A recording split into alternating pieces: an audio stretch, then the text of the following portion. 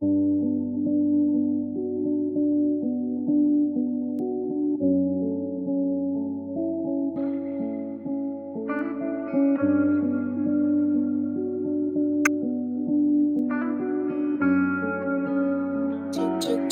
got the sauce.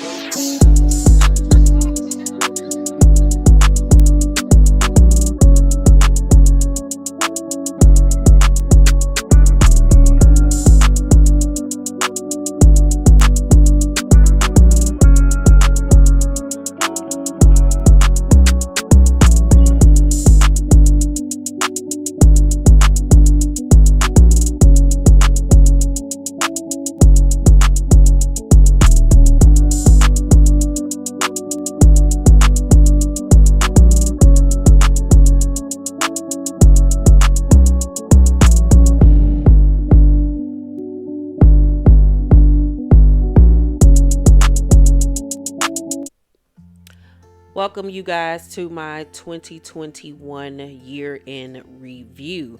You know, I normally review television shows, talk about gossip, fashion, and all of that stuff. But today, I wanted to bring you all something different. I wanted to do a look back on my life in 2021. This has been a whirlwind year full of ups and downs, triumphs, sadnesses, deaths,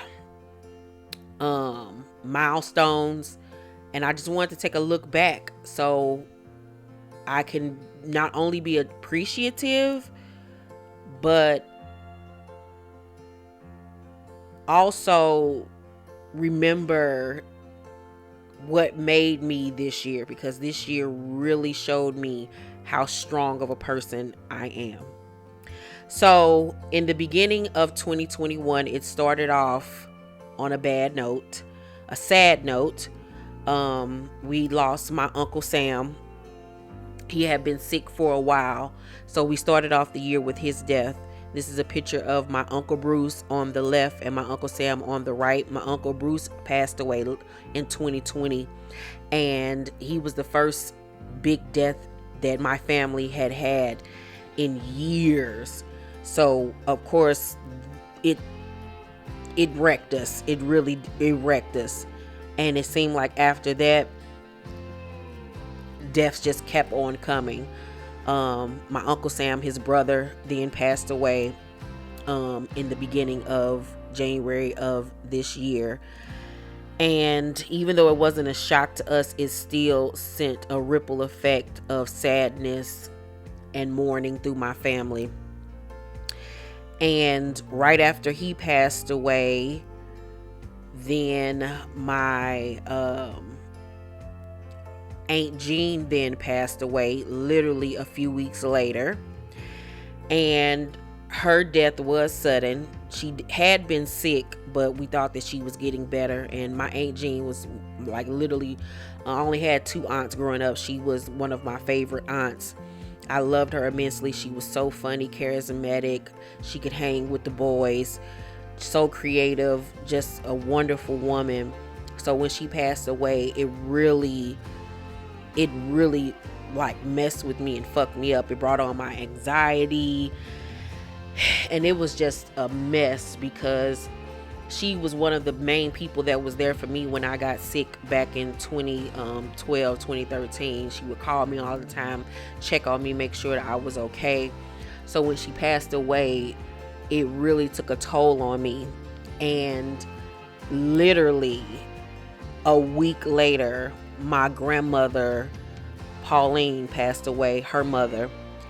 And we couldn't even, get through that before we had to deal with my grandmother passing away. And I think that my grandmother, now that I've had time to ruminate over this and digest everything, I think that she waited on my Aunt Jean to go, and that was when she felt like it was okay for her to go, because she lived a long life. My grandmother was in her 90s when she passed away, and her and my Aunt Jean were extremely close. They were not only mother and daughter, but best friends. They lived with each other. They were like girlfriends at the end of the day. So I think that was all she could take at that point. So The only surviving member of my family at this point is my father. He's the only child left, and you know, the rest of us, but he's the only one left, and he's the baby of the family. So it's been a really hard time for my family this year, adjusting to this new normal. My father being the only one left, his parents being gone, all of his brothers and sisters are gone now, and it's just him. So it's been extremely hard, and it was a really tough time in the beginning of the year. It really was. Not only during that time was I dealing with all of these back-to-back deaths, I was in therapy for my anxiety and my fear of death. It was a lot going on, but I'm just grateful and thankful to God that I made it through and that my family made it through this hard time. I will miss each and every one of them immensely. They have my heart. I dream about them all the time, which lets me know that they're okay and that their spirits are in heaven. I have nothing but pleasant dreams when they are in my dreams. So I just want to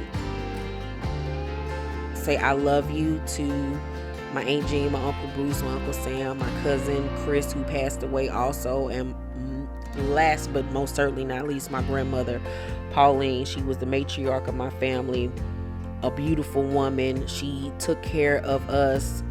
Wonderful, beautiful spirit, just a sweet woman, could cook her ass off, so stylish, so poised, graceful. She always kept a beautiful home. There's just not any words really that I can really say about my grandmother. She was the epitome of class and grace and a woman of God. So I will miss each and every one of them, and it was sad to start off my year on such of a damp note, but I'm thankful to God that I made it through and that my family did too. I have to do a miracle.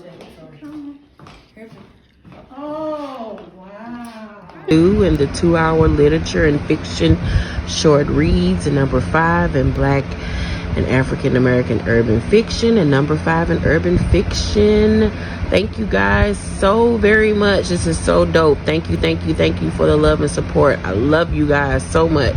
Thank you. The Untold Stories was the first project that I put out this year. It was a quick read, something I just wanted to gift to my readers just for being such great supporters of me and my work. So I wanted to give them something for free. So I allowed it to be on Kindle Unlimited, which allows readers to read for free. And as you can see, it debuted number 2 on Amazon's bestseller list. It was such a huge accomplishment. I was just so happy with all the feedback that I got from the readers. And it really was a labor of love to introduce these new stories that I'll have coming out in the future, and to give the readers a snippet of what's to come. After The Untold Stories was released, it was time for me to gear up for my big release of the year, which was my next novel, It Was All a Dream, which was a sequel to one of my biggest novels to date, Dream. So in order to prepare and promote the upcoming book and the book box that would come along with it, I decided to create a Dream and Slim mini movie. Creating the Dream and Slim project really just got my juices flowing. It put me back in that creative space after all of the hectic things that have been going on in my life. And it also brought Catrice into my life. She is now a part of the Color Me Pink family. She is just a beast at what she does with graphic design, and I love her so much, and I'm just so happy that she's a part of the squad now. You'll be seeing so much more of her in the future. So check out Dreamin' Slim.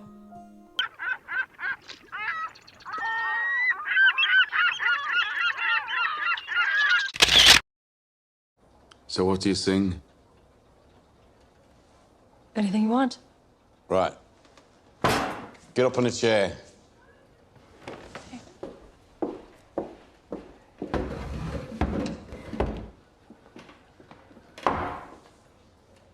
Happy or sad? Sad. Okay.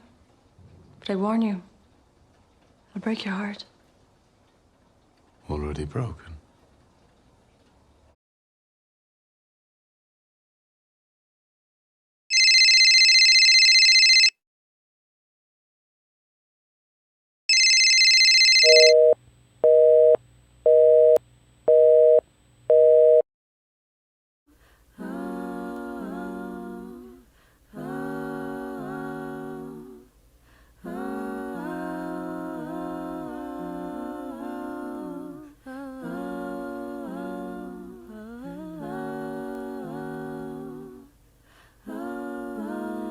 With all my heart, I love you, baby.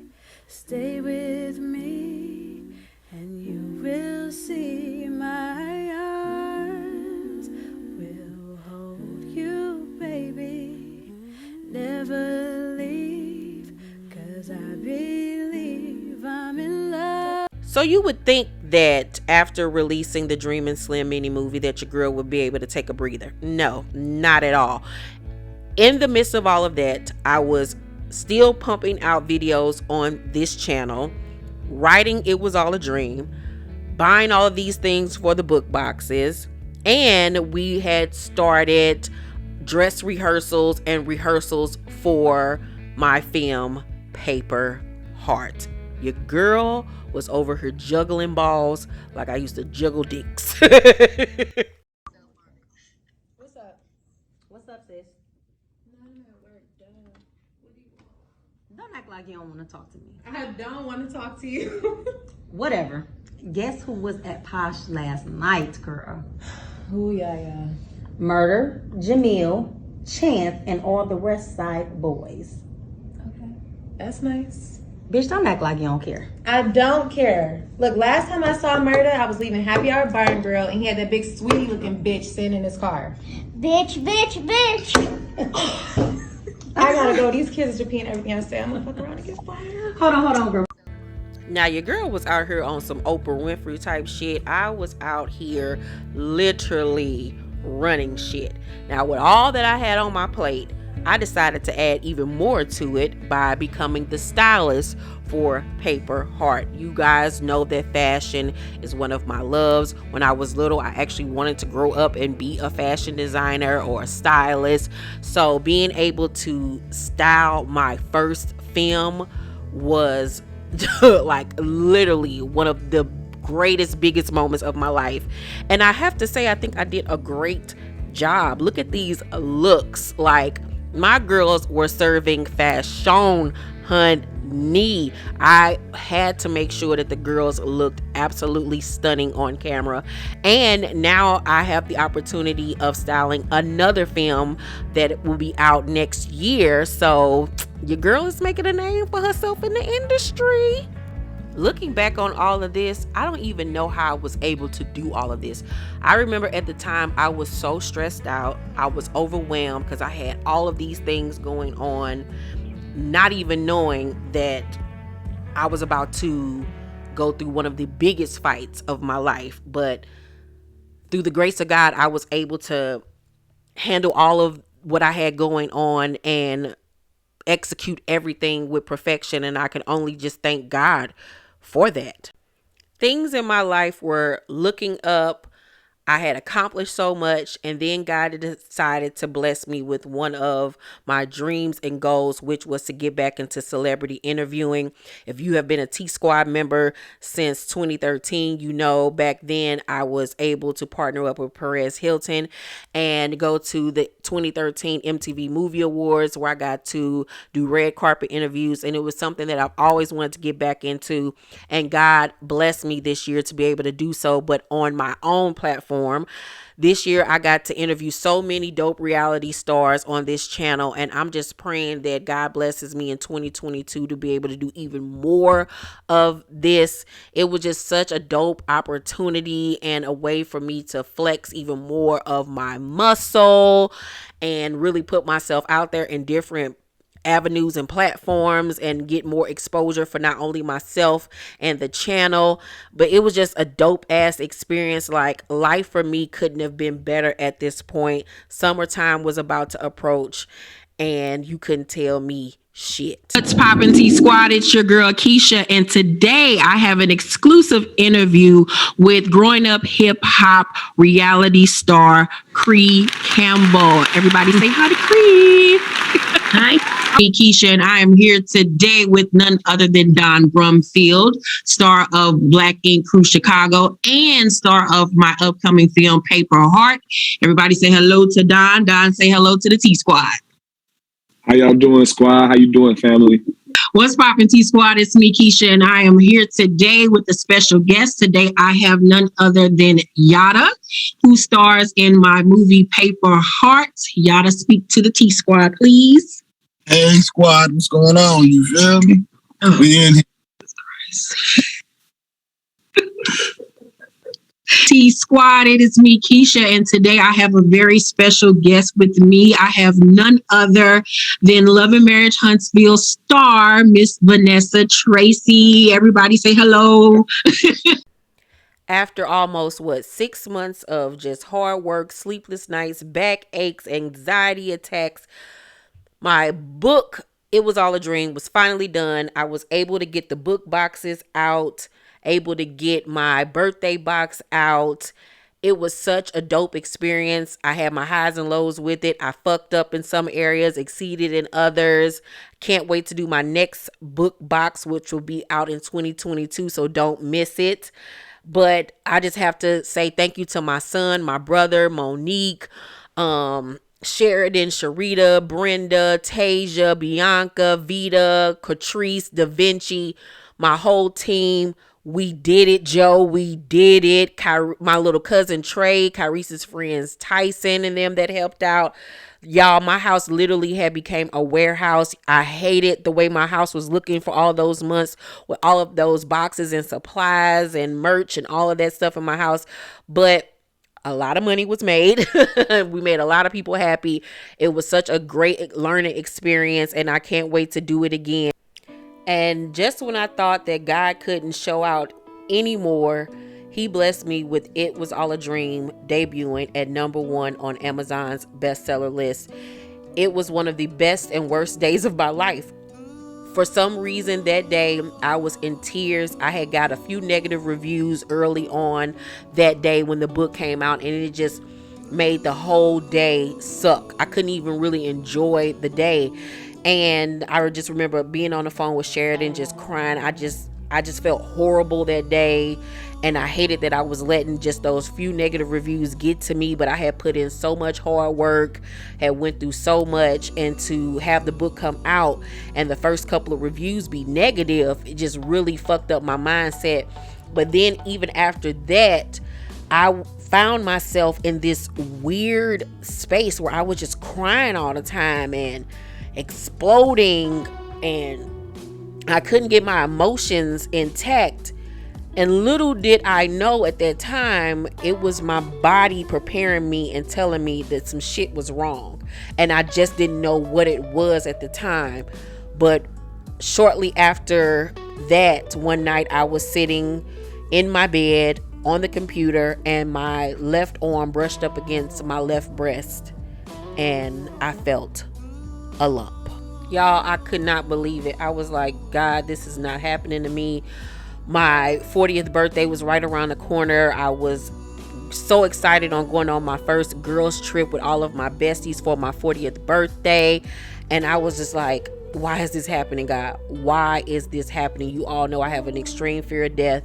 You know, we had just went through all of these deaths in my family, and I'm like, this is like the worst thing that could ever happen to me.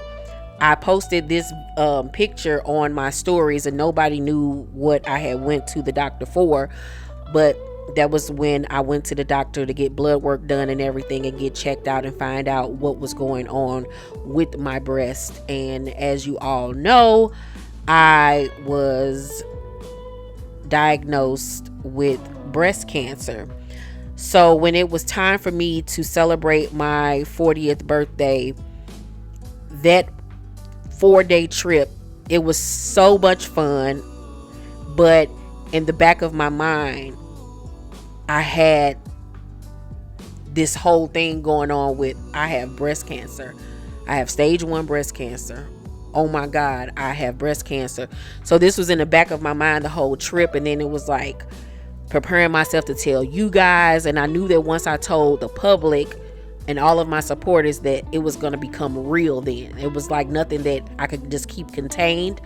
And I wanted to tell you guys because I wanted to be able to be transparent with you all and to prayerfully help somebody that was going through the same thing, or to encourage women and men to go get their mammograms done.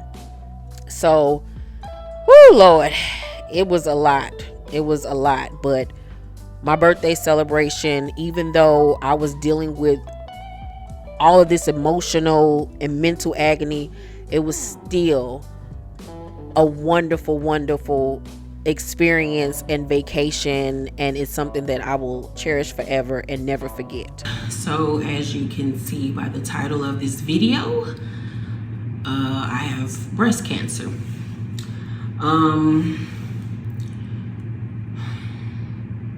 I've been fretting over this video for the last almost 2 weeks now, trying to figure out how I was going to say it out to the world, because I felt like once I said it to everybody, it then became like real. I think I had to first digest the news myself. I still can't honestly say I've wrapped my whole entire head around everything, but I'm getting there as best as I can. So my brother came back and he was like, what they say? And I was sitting just like this, and I looked this way and I said, I got cancer. And he was like, what? I was like, I got cancer. And that's when I just bust out and started crying. And he was like, he just hugged me. He was like, you don't know that yet, what they say? And I was like, well, she says that she thinks that it's cancerous. And he was like, well, we don't know that yet. We're not gonna claim that yet. He was trying to calm me down. They gave me tissue. And I'm just thinking about my son at this point. And that's the only thing that really makes me cry about this whole thing is Kyrie's, because I'm just like, God, I can't leave my son. Even though he's an adult now, that's my heart, that's my best friend, that's my only child, and we're like this. And I'm like, you can't take me away from him yet, Lord. I'm not ready to go. Like, and God wasn't and isn't ready for me to go anywhere. I'm so happy to say that I can be doing this video. I had a successful lumpectomy, breast reduction. Here are some never before seen pictures. This photo right here is the night before my surgery. As you can see, your girl had some breasts that were the size of Wonder Bread. My titties look like 2 loaves of bread, god damn it. Child, I was long overdue for a breast reduction. Sad that it had to come by way of having breast cancer, but it was something that needed to be done. Here's another picture a few weeks after surgery. As you can see, my scars and everything, but I have healed nicely. I don't even have any of those lines going down my breast. It is seamless. This has just been a wild ass journey. You know, they had to remove my nipple and replace it and put it back on. So this is how it looks when it heals. This is very graphic, so if you don't want to see this part, fast forward. But this is how it looks when your nipple is healing. Child, I done been through some shit, but the good thing about it is I don't look like it. And that's the main thing that I took away from this experience, is that even though I'm going through something so traumatic and life-changing, I refuse to let it beat me. I refuse to look like what I'm going through. I want to be an inspiration to other women or men that are going through this, to stay positive, stay prayed up, keep positive people and energy around you. Don't let this thing beat you, beat it. I am battling breast cancer and I'm kicking ass and taking names. 2021 was a year of milestones for me. I turned 40 and my YouTube channel finally hit 40,000 subscribers. I have been doing this since 2013 and I have worked my ass off for this channel, been dedicated to it, and without you guys, this channel would not be what it is. So thank you all for supporting me, for watching my videos, for your prayers, for your encouragement, for the laughters, for the comments, subscribing to my channel. You guys are the best. I love my T Squad. Y'all are extended family for me. So thank you, thank you, thank you. And something else great happened. My film Paper Heart was released and we went #1. We debuted #1 on Tubi. The reviews have been phenomenal. This movie is the little movie that could. Everybody's been talking about it all on social media, TikTok, everything. Like, it has just been so dope to see how my book that I wrote in 2015 is now on television and touching so many people's lives and giving you all a dope black love story filled with laughter, drama, sex, and all of that stuff. So I just can't even explain that even through all of this, battling breast cancer, all the, my grandmother and my uncle and aunts dying, and some of the failures and triumphs of this year, that I'm still chugging along and God is still blessing me. So that's why you have to know that there is always a light at the end of the tunnel and that you cannot give up. Like, God is so good. God is so good and awesome, and I just love him immensely. I don't know that in November 2012, I had an unexpected illness that resulted in me having 3 major surgeries over the next year and a half.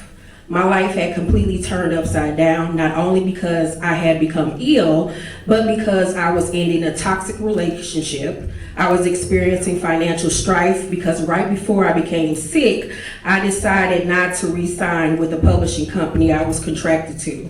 The plan was to venture out and start my own publishing company. Also, being self-employed, I didn't have health insurance, so the nest egg that I had saved was spent ensuring that I kept a roof over me and my son Tyrese's head. So picture this: I was sick, broke, back on food stamps, single, and clueless as to how I was going to get my life on track. I had gone from shopping sprees to making less than $20,000 that year. I could not believe that I was in the same place I was in when I got my first publishing deal back in 2003 when I was a cashier at Shop and Save. I mean, how was I going to start my own publishing company when I was barely making rent? Also, during this time period, I found myself detesting the art form that had changed me and Tyrese's life. Writing had become a way of financial survival and a chore. I actually found myself crying to my literary agent, Brenda, that I no longer wanted to continue writing. I had lost my mojo and passion for the craft. Things didn't start to turn around until I began writing Paper Heart. It was the first novel after going through all of my hardships that I surprisingly found myself enjoying writing again. Through capturing the tale of Scotland at night, my love for storytelling was reignited. Paper Heart was the novel that put my publishing company, Color Me Pink, on the map. It was also the catalyst to me becoming the businesswoman I am today. Through hard work, keeping my head down, determination, not going to the club, keeping my legs closed to married men, being laser focused, and having an extreme faith in God, I was able to make Color Me Pink publications and the Color Me Pink YouTube channel into a 6-figure business. When offered the opportunity,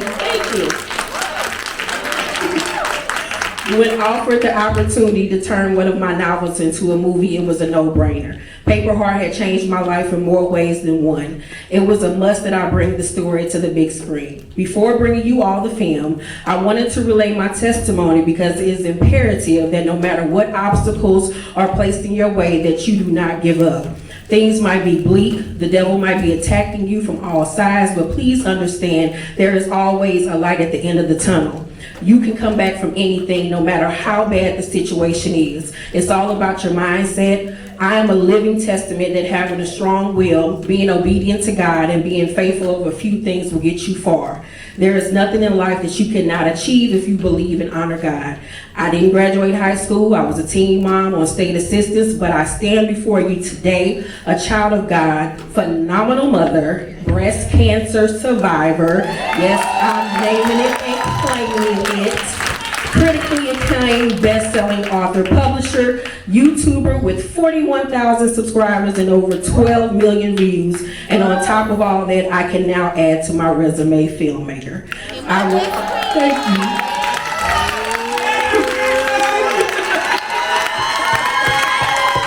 So I want to leave you all with this.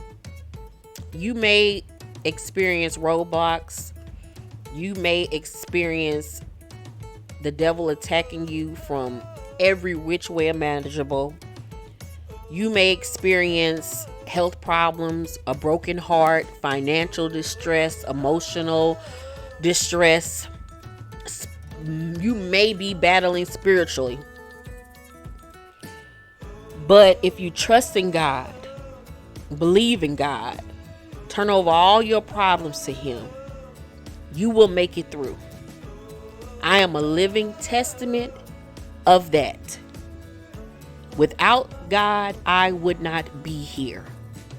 He is my strength and my salvation. And I say that with conviction, because only He could have brought me through everything that I have been through and keeping me sane in the process. 2021 was not a bad year for me. It was an amazing year filled with life lessons, me finding my way back to God, because I had been closing my mouth to Him for so long, and it was time for me and Him to get back connected.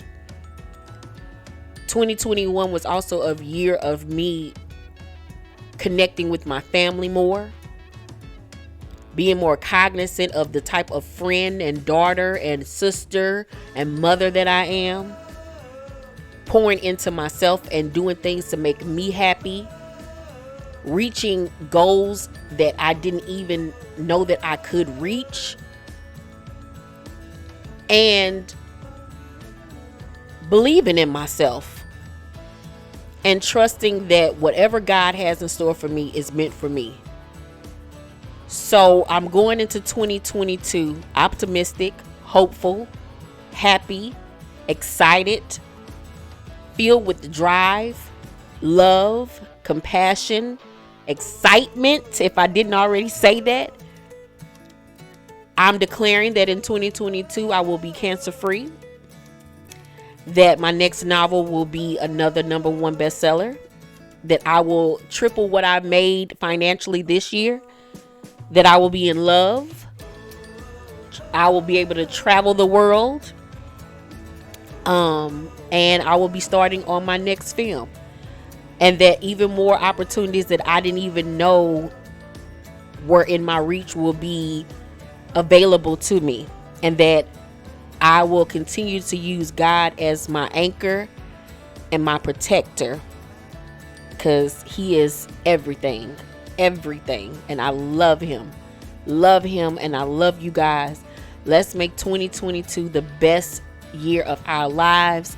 Stay safe, wear your mask, get your mammograms, go to the doctor, get checked out. Health is wealth. Stay positive, be encouraged, trust in the Lord or whoever you pray to. Surround yourself with positive people. Surround yourself with positivity, period. Be careful what you say with your tongue, because you speak life and death with your tongue. Strive for success. Don't let your circumstances or surroundings or your finances hold you back from reaching any goal that you want for yourself. Tomorrow is not promised. Make the most of every moment that you have on this earth, because we don't know what day will be our last day. Make every moment count. I love you guys so much. I can't wait to see what 2022 has in store for all of us. This was a phenomenal look back. I thank you, God, once again for keeping me, for blessing me, and for protecting me. I love you. I love you guys. Bye, you guys. Love you.